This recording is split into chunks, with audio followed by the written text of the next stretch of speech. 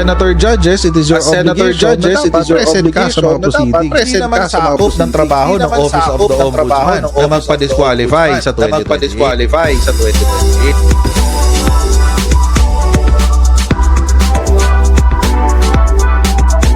I-identify na natin lahat ng Manchurian. Tigilan na natin yung kalokohan. Tigilan na natin yung kalokohan natin.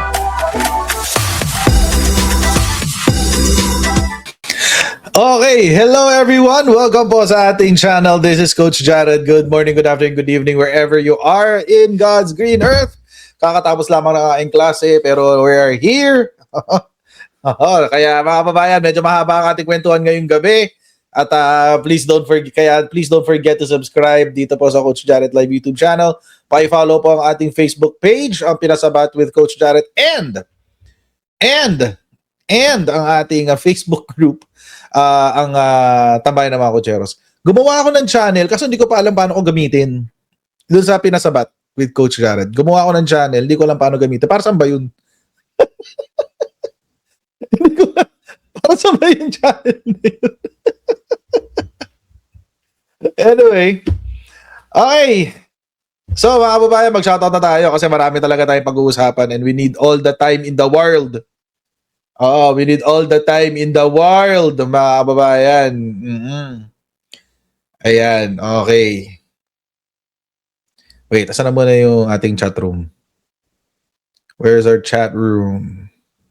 Nagtataguan na ba lahat? Kasi balita ko, meron daw nagde-deactivate ng Facebook. Nagtataguan na. Taguan na. Ate Elisa C, shoutout sa'yo. Ate Susan, Ate Trexie, James, Manat May, Arnel GM, Jack, 51 Billion Movement, BJ Cans, Pinoy, sa Name Legion, The Greater One, Kina, PS Moderator, Ate Mishi, Ate Lila Galvez, Ate Lindor, sa iyo, kay Leoson Gundan, Sir Pascachi, Shiro, at kay Shiro Kazaki. Ayan, shoutout sa inyo lahat. Okay. Okay. Tapos, shoutout din kay Digna Dimagiba, Junior Gabuyo, Leia Marian, Gina Inglet, Soft Bites Unlimited, Delia Del Rosario, Romeo Pagunuran, Shell Bautista, Nelson Jeronimo, Celso Arnold Hernandez, Luis Agustin, okay, Jeffrey Aquino, Ron Rafa, Melody Canuto, Marvin Pega, Rosana Ragudo, Estela Hernandez, Chevangs Lee, Carlota Magno, Cecilia Mahor, Zedki, ayan. Gloria Barrientos Dato, Veronica Medina, Vancouver Gem, Ana de Jesus, Sinada Mendoza, Mommy G, VMB Lucy, Maricel Huelgas, Jasmine Salcedo, Kian Espenzer Gado, Maria Apor, John Dinider, Ederlyn Malabanan, Miles Creative Media, Carlos Nepomuceno Jr., Kitten, Franklin Sildo, Leticia Lugtu, Erpelo Mark, VMD Mama Loves, Diana Moco, at si Onang TV.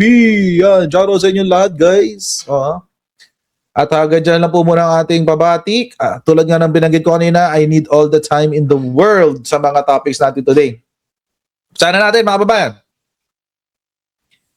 Umpisa na ho natin, mga kababayan, dito sa ating unang topic. Kasi di ba nitong nakaraan, mga kababayan,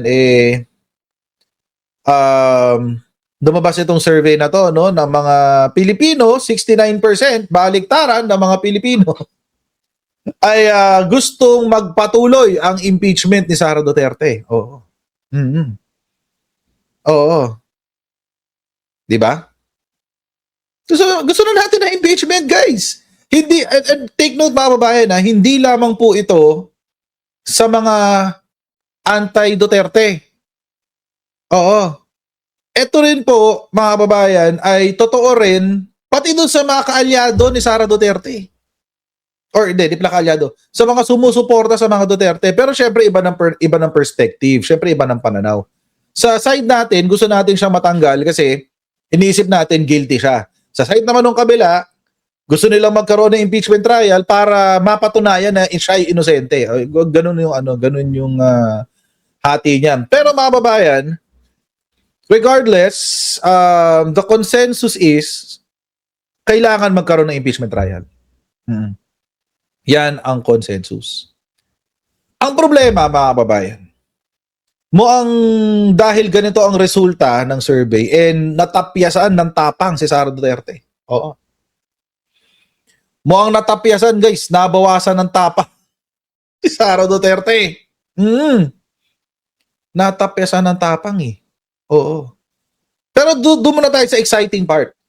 Doon mamaya natin daanan yung pagkatapyas ng kanyang tapang. Dito muna tayo sa exciting part. Sa darating na Lunes, May 11, mga kababayan,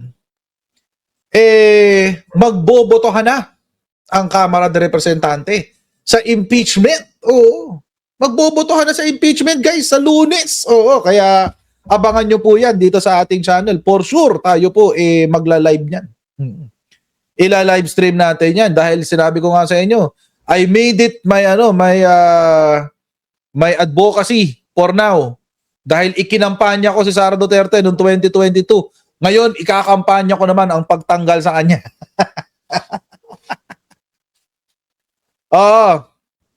May 11. At mga kababayan, na-transmit na kasi yung articles of impeachment, if I'm not mistaken, kahapon. Oo, na-transmit na yan kahapon. By the way, huwag ko makalimot sa like ha. 1,633 na tayo dito, pero 450 lang yung likes. Mag-like naman tayo dyan, guys, ha? Okay. Going back. So, na-transmit na kahapon yung articles of impeachment from the committee to the plenary. So, naka-schedule na, okay? Nakalendaryo na. At binigyan na po ng kopya lahat ng mga miyembro ng Kamara de Representante. Which is also the requirement of the decision noong 2025 sa impeachment trial ni Sara Duterte. O sa impeachment ni Sara Duterte nung tinawag na unconstitutional ng Korte Suprema dahil daw hindi binigyan ng due process si Sara Duterte. Oo, although ang weird lang talaga noon kasi again, public office is public trust, di ba? Public office is public trust. So therefore, mga kababayan, dahil public office is public trust, wala akong karapatan ng mga politiko na pag-arian ang kanilang posisyon. Pero sige, dahil sinabi ng Korte Suprema na dapat pa rin daw bigyan ng due process ang Vice Presidente kahit public office is public trust, hindi pagbigyan, bigyan ng due process, di ba? So ito na nga, binigyan na nga ng due process, no? Dumipas ang mga hearing, 4 na hearing sa Committee on Justice. Wala. Durog na si Sara Duterte, guys. Oo, hindi ko alam kung paano niya ilulusot yung sarili niya dito sa impeachment trial.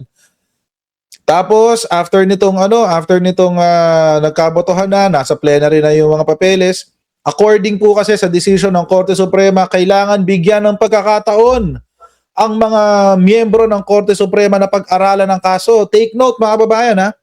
Mababa lang po ang definisyon ng due process pagdating sa plenary.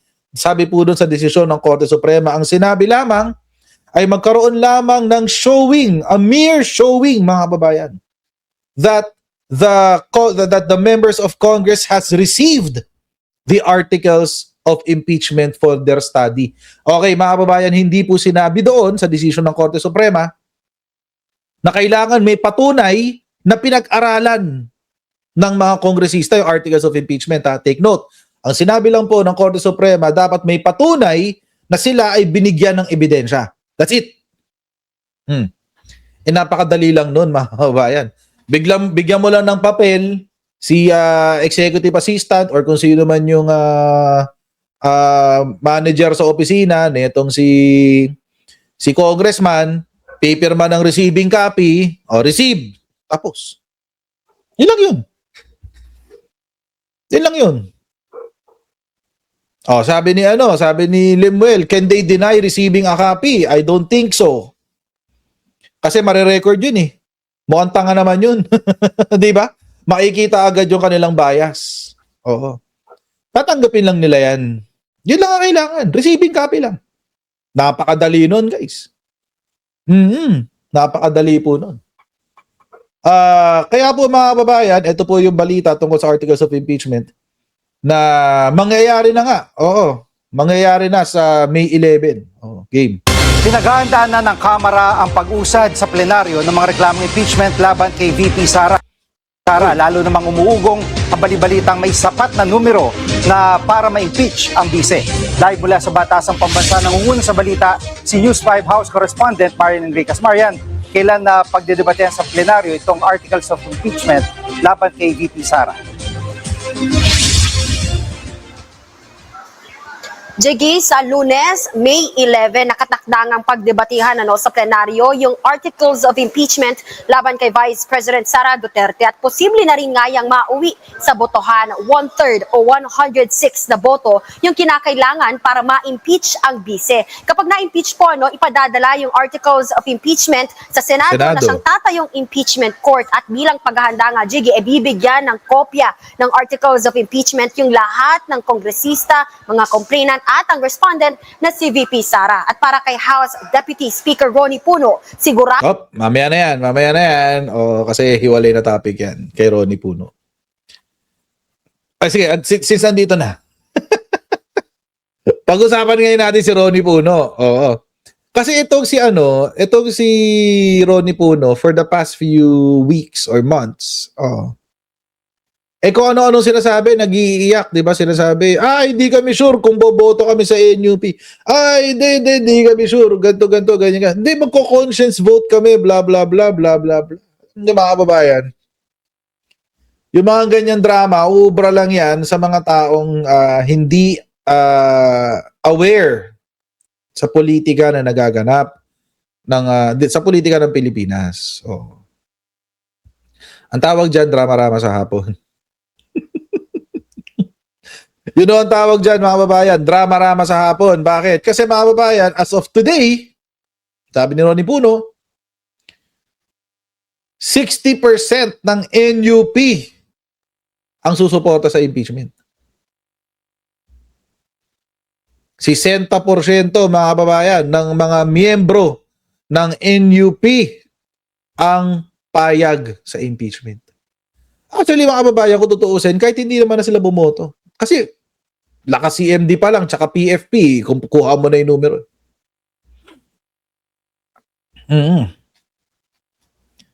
Lakas CMD pa lang, tsaka PFP, kuha mo na yung numero eh. Walang ano yun, walang, kumbaga, basic. Basic yan, men, basic. Wala, mahinang ano yan. Doon pa lang sa dalawa eh. Pero kung dadagdag sila, di ba? Kung dadagdag ang 60% nila, di wala problema. Mas maganda, di ba? Mas maganda yung statement, kumbaga. Pampalapad ng papel. Oo, pwede na yun. Oo. Ilan ang NUP? Parang 40 yata sila o 50. Konti lang sila eh.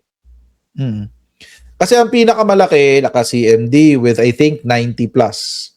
Sunod ang PFP with 50 something. Tapos next is NUP with 40 something. So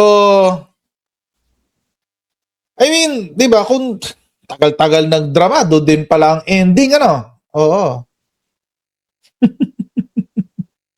'Di ba? Tagal nagdrama nito ni NUP, doon din pala ang ending niya.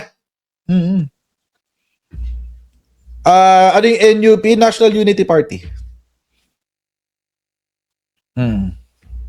National Unity Party. So,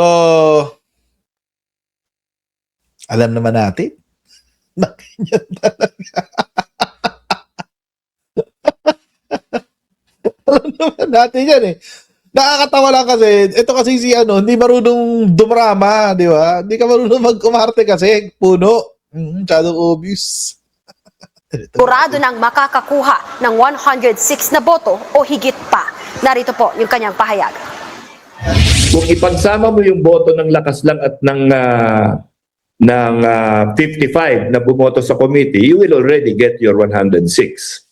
Diba? So, what are the odds? Kung pumupusta ka sa karera ng kabayo, panalo na siguro itong kabayong ito kasi 106 lang ang kailangan. At Marian, iulat mo nga itong pananaw ng mga partido kung paano sila magbobotohan. Meron bang mga pagbabago sa araw na ito? Yes, Jiggy, yung pinakamalaking partido na lakas, CMD, ay nagpulong kaninang tanghali. Sa halos 70 members ng partido ay higit 60 raw yung kanila. So sa kanila, yung siguradong ang bobotong i-impeach si VP Sara. Narito po yung pahayag ni Congressman Zia Alonto 70 pala sila. Marami pala sila, ano? Adyong ng lakas CMD party. Definitely, as a party, we go behind the parties, the party members that have already invested in this proceeding, in this process of impeachment, namely the chair and the endorser. So we expect that Lakas will come out strong in terms of its vote. It's possible that 200 votes might be secured. 200 pa. Parang last year. Parang last year, di ba? Last year, 225 yata, if I'm not mistaken. Of course, kasama dyan yung sa party list din, di ba? And kaya ganun kalaki. Ang delikado lang dito kay Sara, mga kababayan, kumbaga reckoning na to eh. Kumbaga, hindi mo na, you cannot wiggle your way out of this. Oh, hindi, you can't. You just can't. Kahit Supreme Court, hindi ano to eh. I mean, magugulat talaga ako mga kababayan pag kinampihan pa rin si Sara Duterte ng Supreme Court dito. Kasi ang labo na, guys. Sobrang labo na. Sobrang labo na mangyayari pag ganun pa yung nangyari, guys. Oo. Guys, like naman dyan, 3,000 na tayo. 850 lang likes. So, like naman tayo dyan, guys. Make it a habit. Game, tuloy natin to. Jiggy, ganyan din kakumpiyansa yung ikalawang pinakamalaking partido na National Unity Party o NUP sa magiging botohan. Ayon nga kay NUP Chairman Ronnie Puno, at least 60% o higit 30 members po ng kanilang partido ang boboto para i-impeach ang vice-presidente. 30+, Pero aminado dami. si Puno na may mga isinasaalang-alang din daw yung iba nilang membro gaya nga po ng pressure mula sa kanilang lugar at religious sector. Narito po yung kanyang pahayag. Yung mga problema INC. dyan, siyempre, in Mindanao, nahirapan yung aming mga miyembro kasi when they ask around, everybody says no. In other areas, as you know, I don't think everyone in Mindanao says no. I don't think everyone in Mindanao will say no. Bakit? Kasi alam nyo mga kababayan, kung babalikan natin ang numero noong 2025 midterm elections, yung mga pumirma sa impeachment, nakabalik. Ulitin natin ha. Yung mga pumirma sa impeachment ay nakabalik. Oo.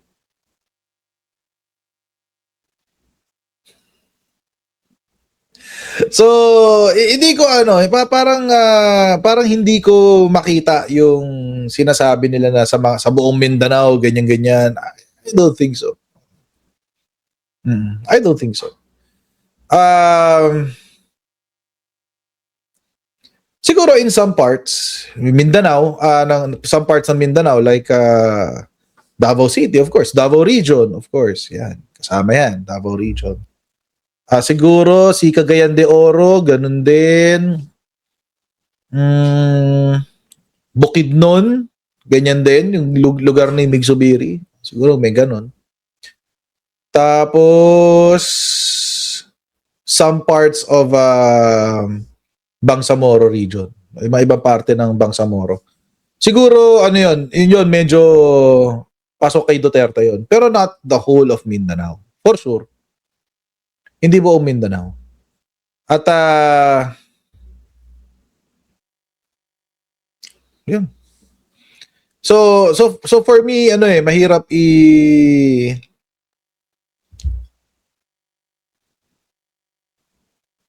wait lang ah.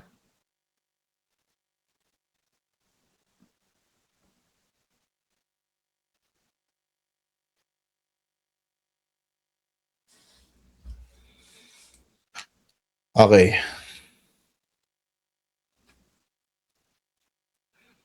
Habing huwag kayo magpa-flood eh. Anyway. Ayun. Going back. So, I don't think the whole of Mindanao. At meron siguro mga mangilan-ngilan sasabihin, hindi, wag i-impeach si Sara, but Tapos ano pa, may ano, religious sector. Oo. Eh, maski nga INC, iba-iba nang sinasabi dyan eh. Yung mga kakilala kong INC dito sa lugar namin, sinasabi nila, i-impeach si Sara. INC yun. Siyempre, hindi ko sila ilalaglag. Hindi ko sasabihin kung anong pangalan nila at kung saan sila nagsisimba. Or saan ano, ang tawag doon? May tawag sila doon, di ba? Yung lugar nung simbahan nila. Siyempre, hindi ko sasabihin yun. Pero, sinabi nila sa akin yun, personally. Pag nakakasalubong ko sila dito sa lugar namin. So, di ba? Kapilya ba tawag? Lokal. Ayun, lokal nila. Kung saan man sila. Ayun naman tawag doon. Ayun. Di ko sasabihin kung saan lokal sila. Pero, maski yung INC, basag dyan. Maski INC, basag dyan. Natatawa nga ako doon sa ano, yung Baptist na pumunta daw sa isang congressman, yung Baptist group, ganyan-ganyan. Ewan ko sa kanila pero di ako naniniwala ng totoong Baptist yun kasi kung ang mga Baptist very conservative, hindi talaga sila nakikialam sa politika. Kaya nga nawiwirduhan din ako dito kay Abante, kay Benny Abante. Kasi anyway, tsaka ang gaganda ng relo ni Abante, guys. Kapag may hearing, siya ang inaabang ako, tinitingnan ko kung anong bago niyang suot na relo. Isang beses, nakitaan ko siya naka-RM. Tapos, isang beses, nakitaan ko siya ano ba to? Daytona yata. Naka-Daytona yata siya. Anyway, alam niyo magkano kamahal ang RM? Ayun, may AP siya, yung 50 something. Nakalimutan ko yung reference number. Basta yung medyo luma na pero yun din yung mahal, mga isang gano'n nasa 4 to 5 million pesos. RM noon, yung RM na suot niya, mahina ang 15 to 20 million doon. Mahina 15 to 20 million. So, eto, ano lang ng konti. Si Congresswoman Luis Tron, nakita ko isang beses sa mga hearing niya. Ang lagi niyang suot yung Cartier niya na Santos. Naka-Cartier Santos siya. Yung second hand doon medyo mura lang, nasa 300 to 400. Pero yung brand new yun nasa 6 to 700. Yun. Si din gaganda ng mga relo. Who's this guy? Paolo Marcoleta. Feeling ko collector yun si Paolo Marcoleta eh. Siya lang yung nakita ko na naka-Daytona ng Oyster Flex. Halos lahat sa kanya Rolex. Tsaka siguro may dalawa siyang AP. Naka-Oyster Flex siya na Daytona. Tapos meron siyang Submariner. Tapos parang nakita ko pa siya isang beses ng Si Paolo Marcoleta. Ang gaganda ng mga relo niya, promise. Kung ano yung collection ni Marcoleta, yun ang pangarap kong collection. May Saru pa nga yata siya eh. Yung Sapphire Ruby na Rolex na Daytona. Totoo lang, yun yung pangarap kong collection ko ano yung meron si Paolo Marcoleta. Tapos sasabihin niya, wala siyang kurakot. Hindi ako naniniwala. Hindi ako naniniwala dun. Well, mamaya sa second topic, malalaman nyo kung bakit siya may ganong klase. Mahaling relo.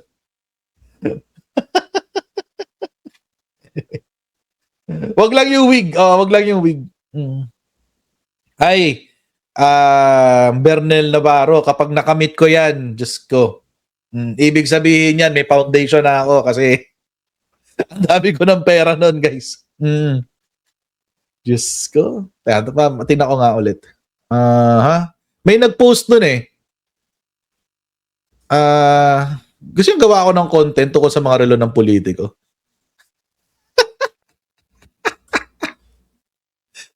Ay, nako.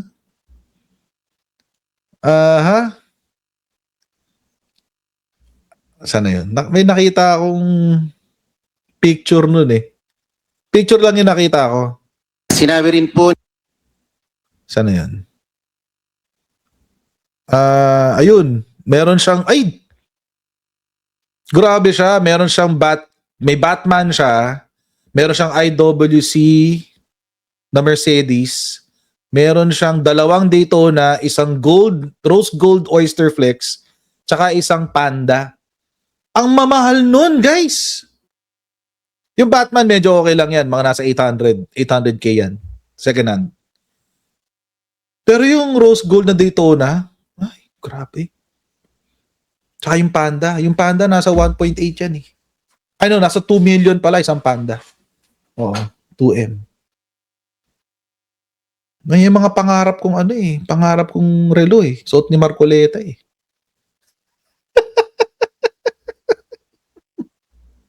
Anyway, bigay sa topic guys. Tuloy natin to. Medyo na off topic ako, pasensya na. Addict ako sa relo eh. The Iglesia ni Cristo has a very strong position about this matter, and it continues to be there. At Marian, may reaksyon na ba yung mga congressman dun sa pahayag ni Senator Robin Padilla na posibleng harangin ng minorya sa Senado ang impeachment trial? Jiggy, pumalag nga itong si House Senior Deputy Minority Leader at ML Party List Representative Leila De Lima sa pahayag na yan ni Senator Robin Padilla. Oh. Aniya, hindi Si Leila De Lima din, taga-kontra yung trabaho ng minorya, tulad ng sinasabi ni Senator Padilla. Example, si De Lima naka-Cartier na tank. Ayan Cartier na tank yan na may diamonds. Pero mas mura yan sa Oyster Flex. Di hama. Narito po yung pahayag ni Congresswoman De Lima.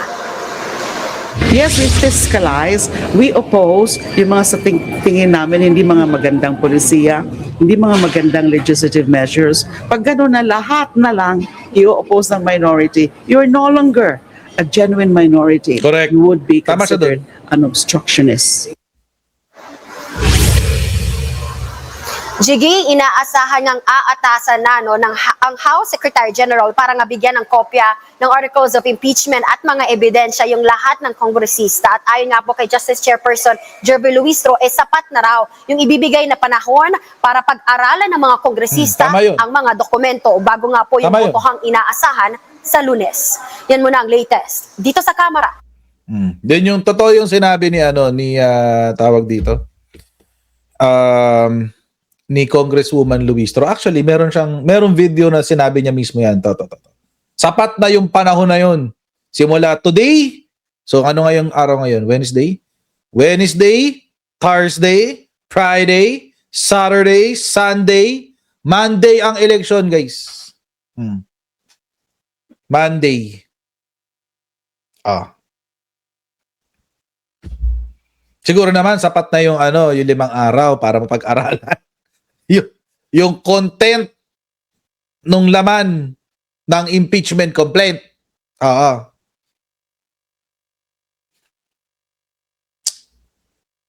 Anyway, tuloy.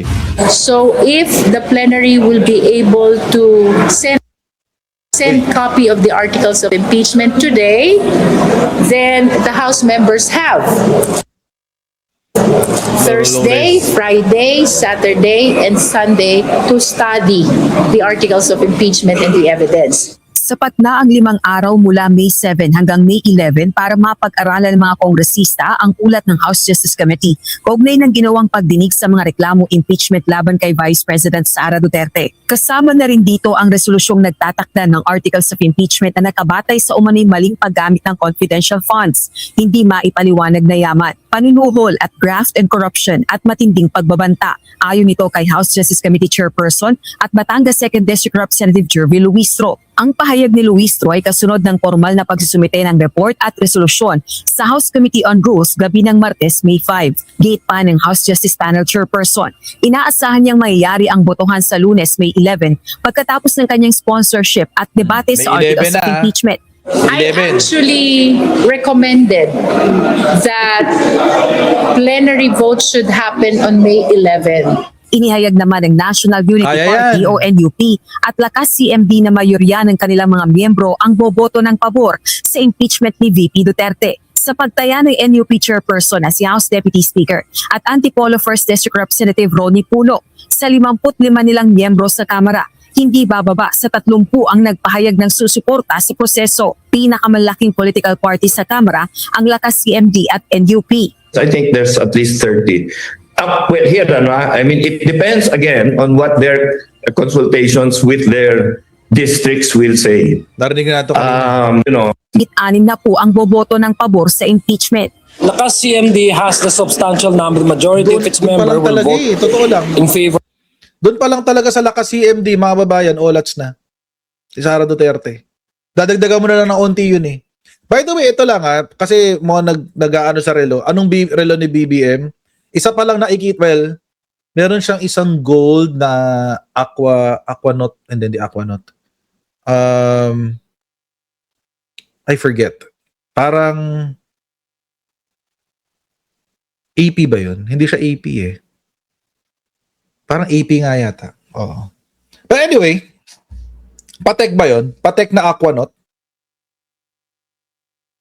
Na kulay gold. Yun yung sinuot niya sa sa sona niya. Nautilus. Ayun yung Nautilus na gold. Pero meron siyang isa na pan-daily na lagi kong nakikita sa kanya. Yung Patek niya na Calatrava. Oo. Meron siyang Patek na Calatrava. Yun ang lagi ko nakikita sa kanya. Kapag nasa mga meeting siya sa presidente. Yun. Kapag nasa labas siya, yung IWC. Yan. Pag nasa labas. Kasi yun, medyo mura yun sa level nila. Oo. Meron siyang AP pala yung Calatrava, sorry. AP pala yun, AP. Audemars Piguet na Calatrava. Tapos meron siyang aquanaut. Tapos yun nga, tsaka yung IWC, yan nakikita ko pag nasa labas siya. So, yun. Hindi ko sinasabing ito lang kasi mga kababayan, marami kasing paraan para makabili ng luxury watch. Oo. So, ako nga may isa eh. 'Di ba? So, ang akin lang ganito, basta hindi mo ninakaw sa bayan. Basta hindi ninakaw sa bayan, walang problema. Oo. 'Di ba? Walang problema 'yun. Pero ang problema kasi, halimbawa nga ito, si Paolo Marcoleta, hindi mo alam kung saan hinugot eh. Wala naman trabaho yung batang yan. Di ba? Congressman lang siya. Ngayon lang nga siya naging congressman. Actually, yung tatay niya yung congressman eh. So ano racket niya? Hindi natin alam. So sana lang hindi siya galing sa nakaw. So yun. Anyway, ako nag-uumpisa pa lang ako sa collection ko. So, meron na ako isa. May target akong 3. Hindi ko sasabihin sa inyo kung ano. Gulat na lang kayo.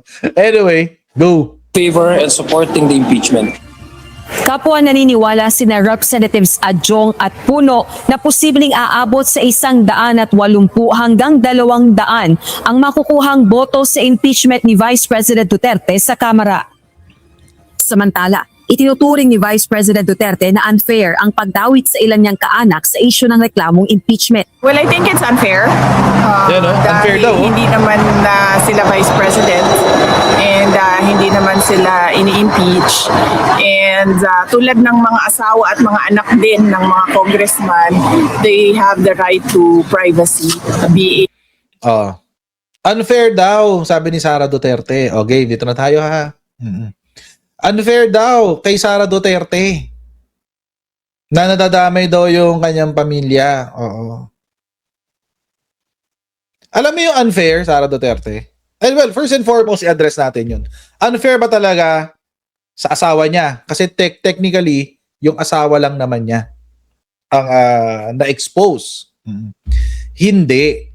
Kasi all of this money na merong 6.7 billion na dumaan sa mga bank account nyo ay conjugal property.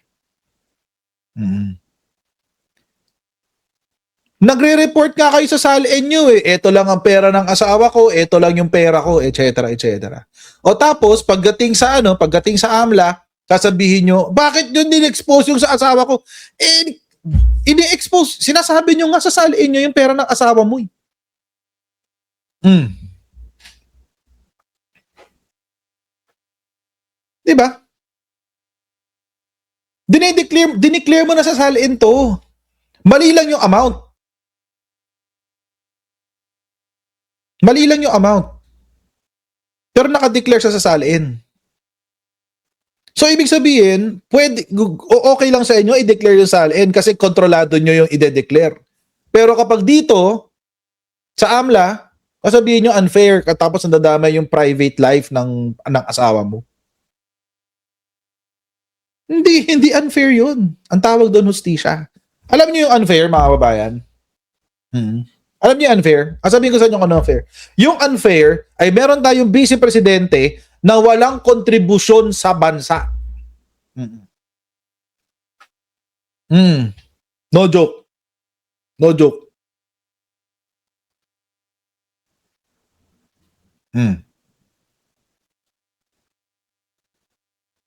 No joke.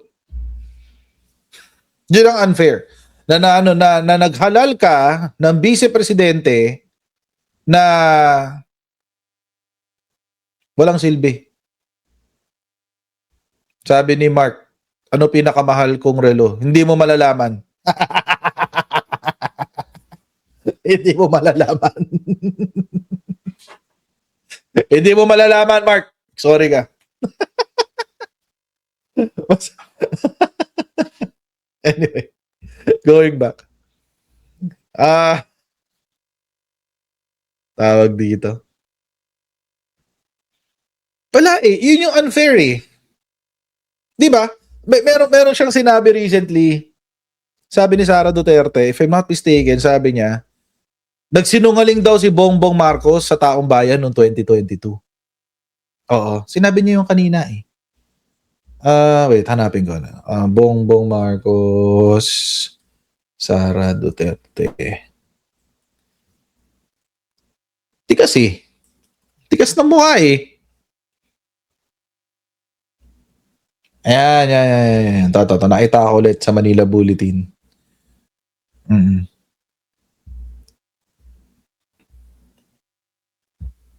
Ito. VP Sara questions Marcos's 2022 victory. Says President lied to Filipinos. Oo, sabi niya. Sabi niya kasi, that is the question by everyone. Hindi natin alam kung bakit nangyari ang mga nangyari na nanalo siya. Pero para sa akin, nagsinungaling talaga siya sa kanyang gustong gawin para sa bayan at sa kanyang mga kapasidad na maging pangulo. Sabi niya. Oo. Okay. Siya, ano na-contribute niya? Alam niyo yung kasinungalingan ni Sara Duterte noong 2022 elections? Hindi niya tatradorin si PBBM. Na magkakaroon tayo ng presidente at vice-presidente na hindi mag-aaway.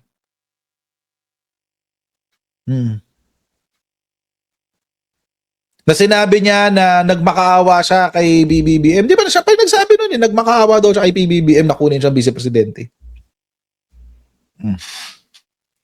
May pa-I love you PBBM pa siya. Oo. Di ba? Sinungaling. So between Sara and PBBM, obvious na, alam na natin kung sino tunay na sinungaling. Being ordinary individuals and private citizens. Pero sagot ng ilang mambabatas. Hindi po kasalanan namin yan na gano'n ang kinalalabasan. Na syempre, nung tinignan na yung sa AMLAC records and sa SALN, because these are the joint SALN of the husband and wife, and then hindi namin kasalanan yun na gano'n ang lumabas sa 6.7 billion, 4-point-something billion of inflows ng pera sa mga accounts nila. Well, talaga naman kasama yung mga kamag-anak niya kasi kung matatandaan ng mga kababayan natin, yung mga naabuso sa kapangyarihan, mga kamag-anak din niya mula noon hanggang ngayon. Tila naman tanggap na ni VP Duterte anuman ang kahinatnan niya sa isyu ng impeachment. Pero base din sa discussion namin kanina ni Pangulong Duterte, lahat ng mga nangyayari sa buhay ng isang tao ay sinulat yan ng Diyos. So kung ma-impeach ako, yan ay sinulat na ng Diyos, hindi man ako ma-impeach. See you sa 2028. see you tomorrow. Isinulat na raw ng Diyos, guys. Oo. Yan ang salita ng mga kabado. Kasi hindi na siya sure. Sinong Diyos? Si Kibbs. Sino? That's a relevant question, ha? Tamang tanong yan. Oh, sinong Diyos? Si Kibuloy. May Diyos ba kayo? Sabi ni Joben. May Diyos ba kayo? Sinong Diyos yung minura ng tatay mo? Sabi ni Norsag Bayani. Oo. Ano? Sinulat ng Diyos, bunti ko maibuga yung kapeng iniinom ko. Diba? Diyos ka, totoo si Maiku. Sinong Diyos si Kibuloy? Pero alam nyo, mga kababayan, pansinin nyo yung statement niya, hindi na ganun katapang. Kabado. Hindi na siya sure eh. Ikaw ba naman, batuhin mo yung abogado mo ng laptop dahil sabihan ka na mukhang hindi maipapanalo yung ating impeachment. Binato ng laptop eh. Oo, kasi hindi na maipapanalo yung impeachment. Nagpakatotoo lang naman yung abogado mo, ba't babatuhin ng laptop?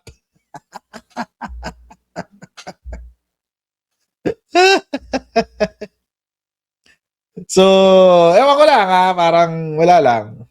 Nasa delikadong lagay na si Sara Duterte, guys. At saka hindi na siya ganoon ka-confident, hindi katulad noon. Dati, as in, laban kong laban eh. Oo, laban kong laban. Pero ngayon, iba na. Iba na. Kabado.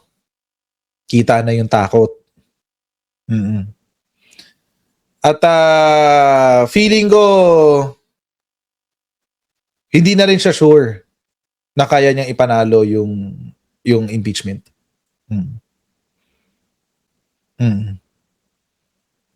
Hindi na siya sure na kaya niya ipanalo yung impeachment. Kasi wala eh. The tawag dito, the evidence is overwhelming kasi. Masyadong marami, masyadong malala yung mga ebidensya. Hindi hindi mo mahirap itanggi kasi lalo yung sa AMLA. Lalo yung sa AMLA. Ano sabi ni Powa, hindi raw siya binato ng laptop. Sige nga, patingin nga ng mukha.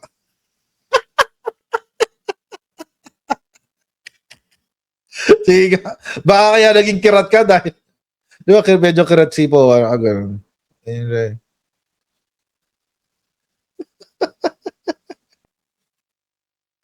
Hindi. Anyway. Chismis lang naman yun. Natawa lang ako. So yun, so mukhang kabado ngayon si Sara. Alam niyang hindi niya malulusutan eh.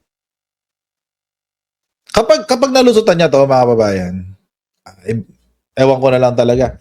Ibang level ng low bending ang gagawin dito ng Senado. At syempre, yung mga boboto para i-acquit